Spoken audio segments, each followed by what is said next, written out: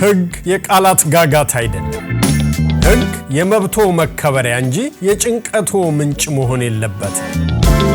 በቤይ ኤሪያ ከ20 ዓመታት በላይ የሺዎችን መንገድ የቀየረ የሕግን ምስጢር የፈታ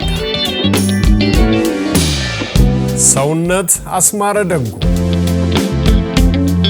በኢሚግሬሽን፣ በቢዝነስ፣ በኮንትራት፣ በፋሚሊ፣ በኤምፕሎይመንት ልምድና ሙሉ የሕግ ፍቃድ ካለው ባለሙያ ጋር ይቁሙ።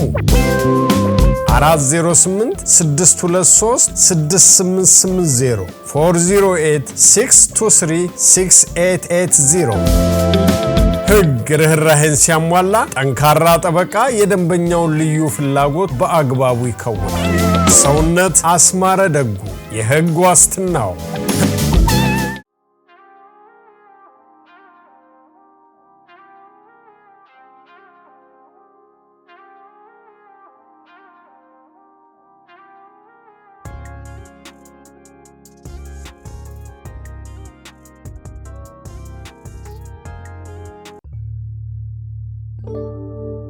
አንዳንዴ ዓለም የማታያቸው ቃላት የማይገልጧቸው ስቃዮች አሉ። በዝምታ የሚለበልቡ ትግሎች፣ በፈገግታ የታጀቡ የልብ ቁስሎች። እነዚህን የማይታዩ የህይወት ገጾች ገልጣ ለነፍሳችን ፈውስን ይዛ መጥታለች። ደራሲ መሰረት ካሳ ሁለት ድንቅ የጥበብ ስራዎች። በአንድ በኩል ቢያንድ ዘ አንሲን ስትራግል የአእምሮ ጤናን አጥር ሰብሮ ከጭንቀትና ከብቸኝነት ማዕበል የሚታደግ የፈውስ መመሪያ፣ በሌላ በኩል ደግሞ ቴንኪዩ ማዘር ለማለት የእናትን ስውር መስዋዕትነት የማያልቀውን ፍቅሯንና በጥላ ስር የተከፈለውን ውለታ በምስጋና የሚዘክር የፍቅር ቃል ኪዳን። ትግላችን እንዲታይ፣ ውለታችን እንዲታወቅ፣ ራሳችንን እንድንፈልግ መሰረት ካሳ ባልታዩ በስተጀርባ ያለውን ድንቅ ማንነት እንድንፈልግ ትጋብዘናለች። ሁለቱንም መጽሐፍት በአማዞን እና በwww.meseretkasa.com ድረገጽ እንዲሁም https://www.meseretkasa.com ያገኟቸዋል። ቢያንድ ዘ አንሲን እዩ፣ እወቁ፣ ተፈወሱ።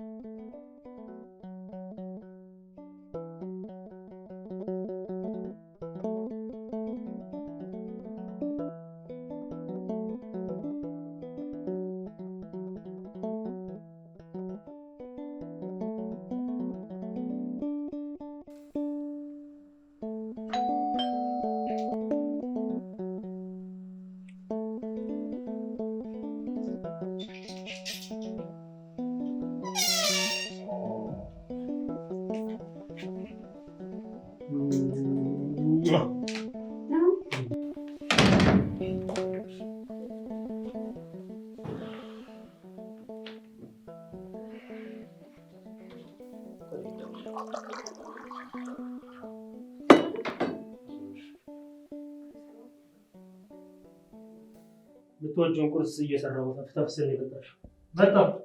ቁርስ እንኳን አልፈልግም። ቁርስ እንኳን ይቅርብኝ፣ አላስፈልገኝም። ቡና ለምንድን ነው የሚቀረው? ሊያ ላንቺ ስል እኮ ነበር ስትዘገጃጅ ነበረው። አልፈለኩም። ሊያ ደብሮሻል?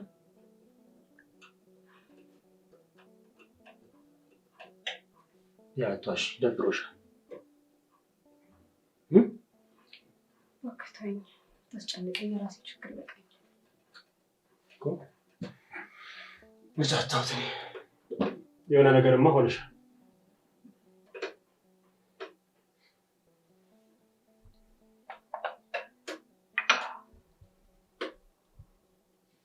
ያ ምንድን ነው? ምንም አልኩህ እኮ ምንም። ቡና ጠጣኝ።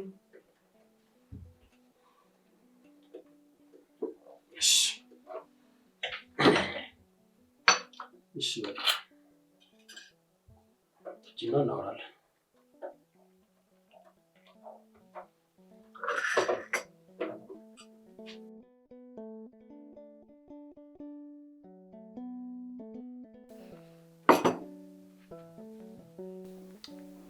ባይሆን ቡናውን ጠጥቼ እመለሳለሁ። ለምንድን ነው የምትመለሺው? ቀጠሮ ይዘን ልንጫወት አይደለም እንዴ የተገናኘ ነው? ነበር ግን ሳስበው ምንም የምንጫወተው ነገር የለም። ሊያ ምን ሆነሻል? ለምንድን ነው የሆንሽውን በግልጽ ማትናገሪው? ምን ላመጣ ልንገርህ? ምን ልለውጥ? አዎ ደብሮኛል። ለውጥ ላላመጣ ግን ድብርቴን ላጋባባ አልፈልግም። እኮ ለምን? ስለማትፈልጊ? አላልኩም። ስለማያገባኝ? እንደዚህ አይነት ነገር ባንተ አያምርም። ያየኑት እሺ ካላባረ ምክንያቱም ንገሪኝ።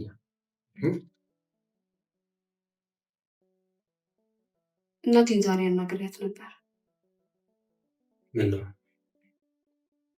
በደህና ነው? ደህና ናቸው አይደል? ለጊዜው ደህና ናት ማለት እችላለሁ። ግን ደግሞ ቶሎ እንዳገባ ትፈልጋለች። ለጤንነቷ ደህና የሆነች አይመስለኝም። የውስጧን የምታውቀው እሷ ናት።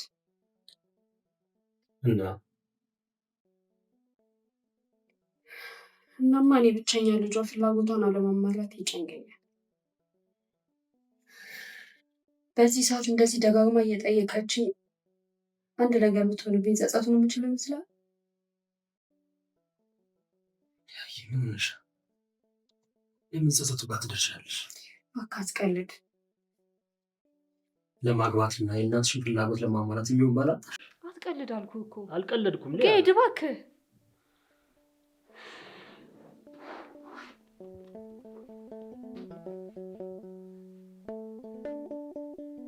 ለምን አንገባ?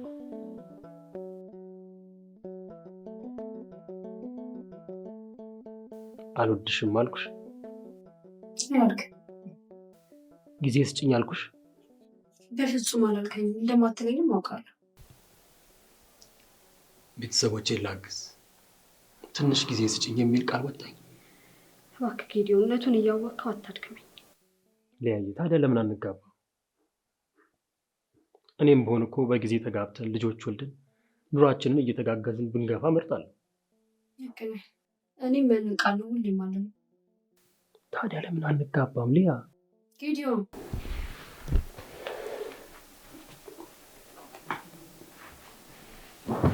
ሊያ ያውቃለሁ፣ አንቺ በቤተሰብ ክርስቲያን ያደግሽ በጥሩ ቤተሰብ ተይዘሽ እዚህ የደረስሽ ልጅ ነሽ። ይህንን ሺህ ጊዜ ተነጋግረንበታል። እኔ ደግሞ እድሜ ለአንቺና ለጓደኞች በእናንተ ብርታት ሰው ሆንኩኝ እንጂ ከራሴ ጋር የተጣላሁ ለምንም ነገር ግድ የሌለው ሰው ነበርኩ። አሁን የዘመን አልፏል ጌድ፣ አሁን ሌላ ሰው ነው። ልክ ነሽ ሊያየ፣ እግዚአብሔር ይመስገን። ለዚህ መድረስ በራሱ ትልቅ ነገር ነው። ሌላ ነገር በጊዜ ይደረስበት። ስለዚህ እናትሽም እንደሚሉት እኔም እንደሚፈልገው እንጋባና ደስ እናሰኛቸው።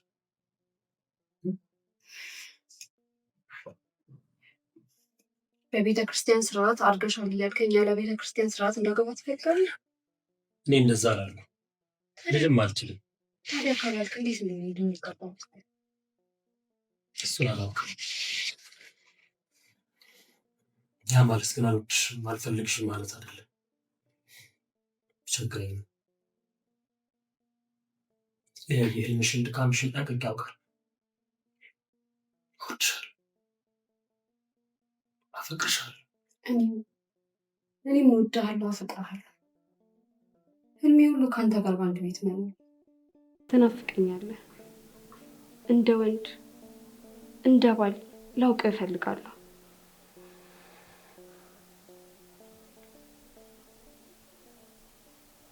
አዳም ሔዋንን እንዳወቃት ማለት ነው? አዎ አዳም ሔዋንን እንዳወቃት በህግ በቤተ ክርስቲያን ስርዓት ላውቅህ እፈልጋለሁ።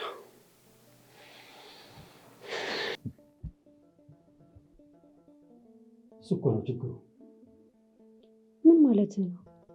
ከወደድከኝ ካፈቀርከኝ በቤተ ክርስቲያን ስርዓት መጋባታችን ምኑ ከበደ?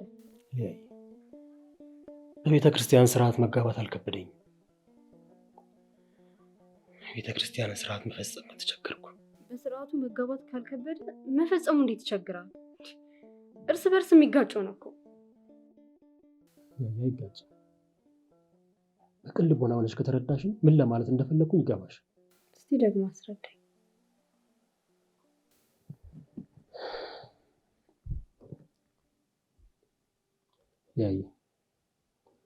የቤተ ክርስቲያንን ስርዓትና ህግ ያለምንም ቅሬታ ምን ይቀበላል።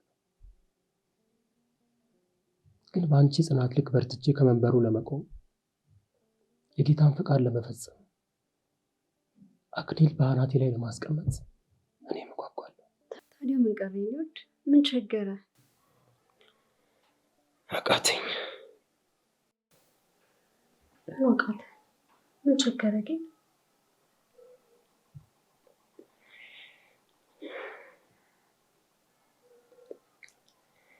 አባት አጣሁ። አባት አጣሁ?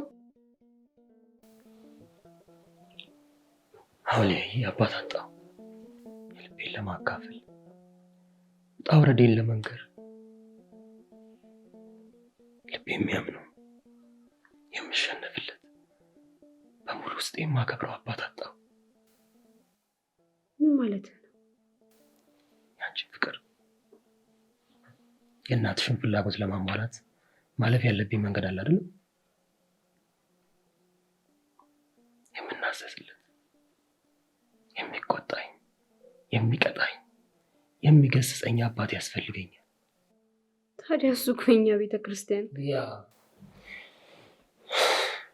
አይሆንም። እግዚአብሔርን ሳላውቅ ቀልጃለሁ። ካወቅኩት በኋላ ግን መቀለድ አልችልም። ለምን ትቀልዳለህ? ይህን ነገር ደጋግመን ተነጋግረንበታል። አንተ የምትፈልገው ከአምላክ ጋር እንዲያገናኙ ብቻ ነው። ሌላው የራሳቸው ጉዳይ ነው። ያው የራሳቸው ነው፣ ግን የራሳቸው ያለነው ጉዳያቸውስ? በመንፈሳዊ ቦታ አድፍጠው የገቡ ተንኮለኞች መሆናቸውስ? ስለ ልጆቻቸው ሳይሆን ስለ ራሳቸው ብቻ መጨነቃቸውስ? ተው ጌድ፣ ተው። ቤተ ክርስቲያናችንን አሳልፈ ለተናጋሪዎች አትስጥ። ለማን ነው አሳልፈ የሚሰጠው? የትኛው ሃይማኖት ነው ከቆሻሻ ጸድቶ ስለ እኔ ሃይማኖት የመናገር ሞራል ያለው?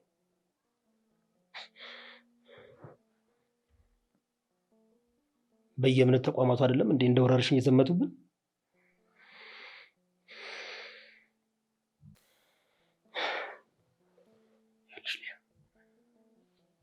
እኔ እያወራ ያለሁት ስለ እምነት ተቋማቱ ሳይሆን በእምነት ተቋማቱ ስር ገብተው ስለሚያጭበረብሩ እምነት ቢሶች ነው።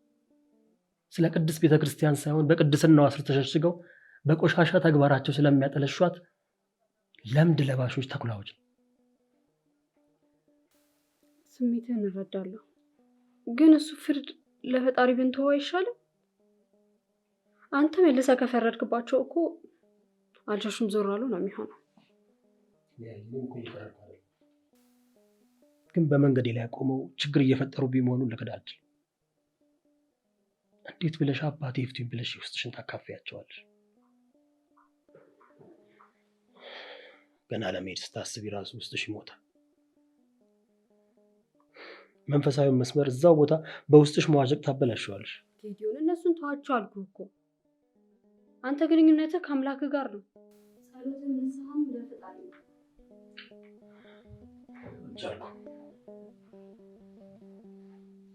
አልቻልኩም።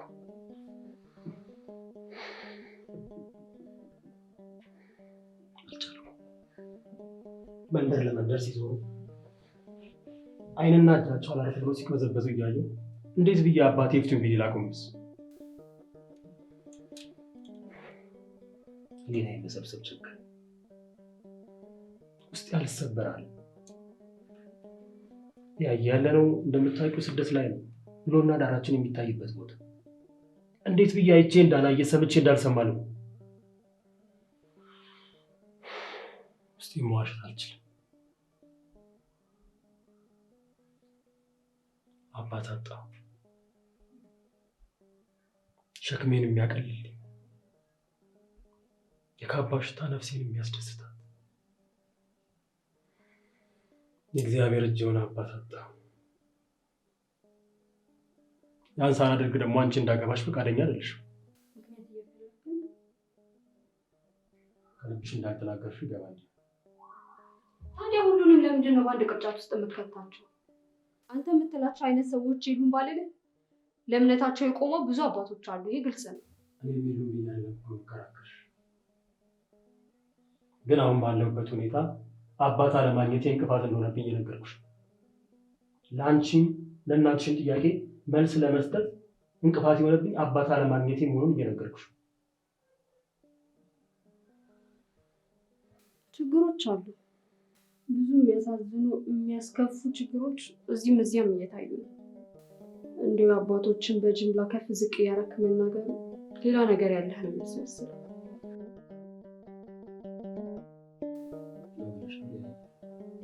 አዎ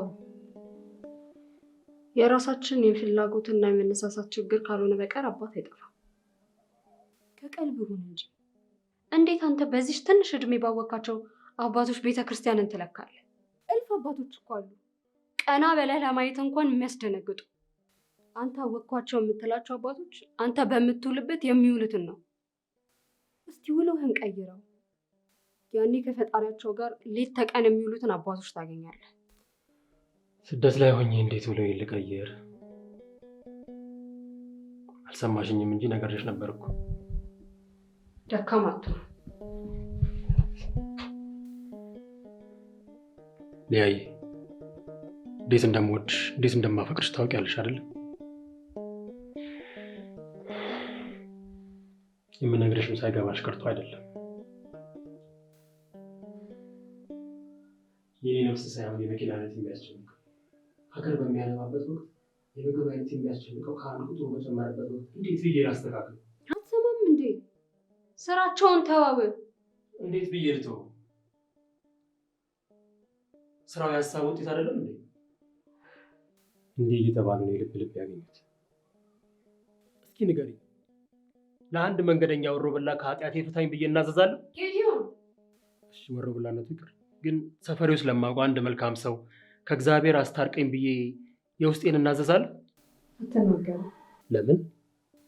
ምክንያቱም ከእግዚአብሔር ለማገናኘት ክህነት ስለሚያስፈልግ። ምን አይነት ክህነት? የእግዚአብሔር አምላክን ስልጣን የተቀበለ ክህነት። አሁን ገና ወደ ነጥቡ መጣሽልኝ። ቅርታ አድርጊልኝና አሁን ያገኘኋቸው አባቶች እንደዚህ አይነት ክህነት አይደለም ትንሽ የሚቀራረብ መንፈስ እንኳን አላየሁባቸው። ነገርኩ፣ በቃ አያገባ። እንዴት አያገባኝ? ሊያ ያገባኛል እንጂ።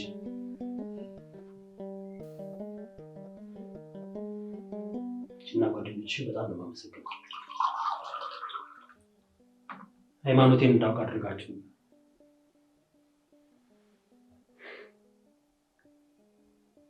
እምነቴን ጠንቅቄ እንዳውቅ አድርጋችሁ በጣም ነው የማመሰግነው።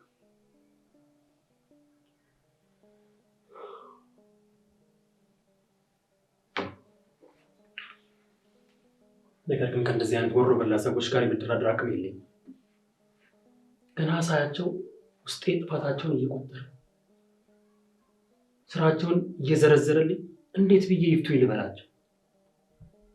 ሊያ እንዴት ብዬ ልጎንበስ?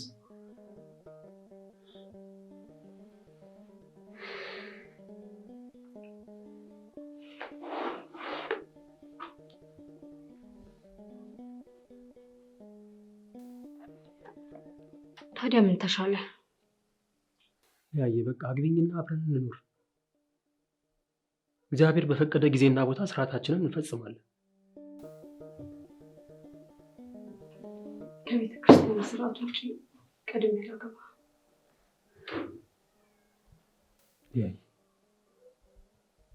እግዚአብሔር የተሻለውን ያደርግልናል። አይሆንም ጌዲዮን፣ በጭራሽ አላረገው።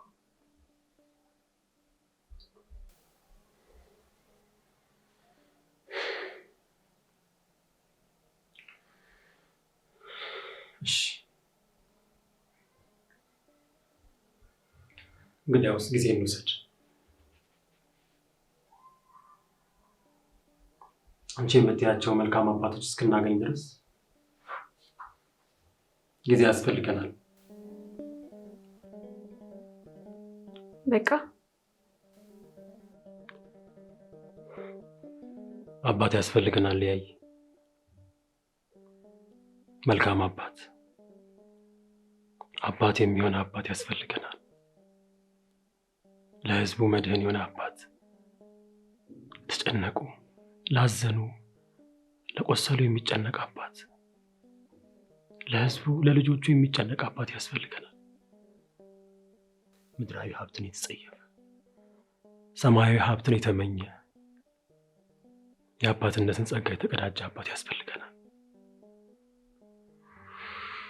ያኔ ነው ሁላችንም ከቁስላችን የምንድነው። መች ነው የሴት ልጅ ስሜት የሚገባ? በዚህ ተስፋ ልታስቆርጠኝ ነው?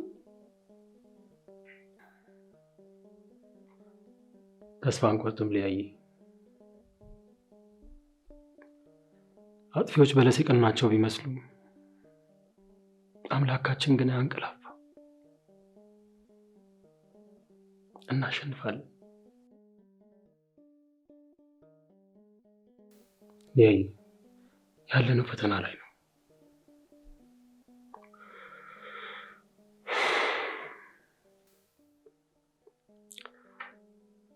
እናም እናሸንፋለን፣ እንጋባለን፣ አብረን እንኖራለን፣ ልጆችም ይኖሩናል። እኛም በዚህ መንገድ ከሄድን ብቻ ነው ለትውልዱ መልካም አባት መሆን የምንችለው።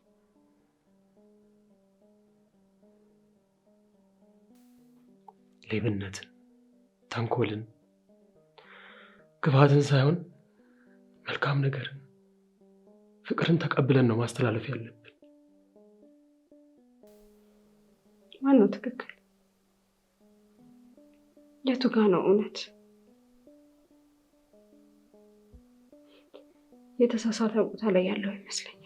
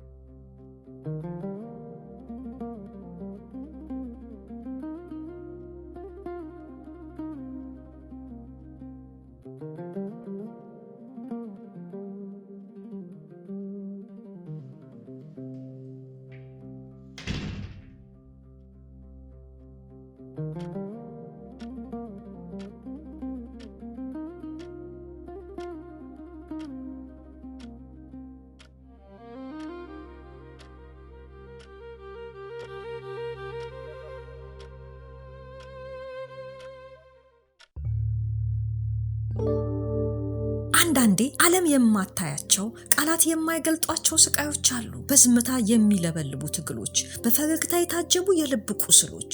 እነዚህን የማይታዩ የህይወት ገጾች ገልጣ ለነፍሳችን ፈውስን ይዛ መጥታለች። ደራሲ መሰረት ካሳ ሁለት ድንቅ የጥበብ ስራዎች። በአንድ በኩል ቢያንድ ዘ አንሲን ስትራግል የአእምሮ ጤናን አጥር ሰብሮ ከጭንቀትና ከብቸኝነት ማዕበል የሚታደግ የፈውስ መመሪያ፣ በሌላ በኩል ደግሞ ቴንኪዩ ማዘር ለማለት የእናትን ስውር መስዋዕትነት፣ የማያልቀውን ፍቅሯንና በጥላ ስር የተከፈለውን ውለታ በምስጋና የሚዘክር የፍቅር ቃል ኪዳን ትግላችን እንዲታይ ውለታችን እንዲታወቅ ራሳችንን እንድንፈልግ መሰረት ካሳ ባልታዩ በስተጀርባ ያለውን ድንቅ ማንነት እንድንፈልግ ትጋብዘናለች። ሁለቱንም መጽሐፍት በአማዞን እና በwww.meseretkasa.com ድረገጽ እንዲሁም https://www.meseretkasa.com ያገኟቸዋል። ብያንደ ዘአንሲን እዩ፣ እወቁ፣ ተፈወሱ። ሕግ የቃላት ጋጋታ አይደለም። ሕግ የመብቶ መከበሪያ እንጂ የጭንቀቶ ምንጭ መሆን የለበትም። በቤይ ኤሪያ ከ20 ዓመታት በላይ የሺዎችን መንገድ የቀየረ የሕግን ምስጢር የፈታ ሰውነት አስማረ ደጉ በኢሚግሬሽን፣ በቢዝነስ፣ በኮንትራት፣ በፋሚሊ፣ በኢምፕሎይመንት ልምድና ሙሉ የሕግ ፍቃድ ካለው ባለሙያ ጋር ይቁሙ። 408-623-6880 408-623-6880 ሕግ ርህራሄን ሲያሟላ ጠንካራ ጠበቃ የደንበኛውን ልዩ ፍላጎት በአግባቡ ይከውናል። ሰውነት አስማረ ደጉ የሕግ ዋስትናው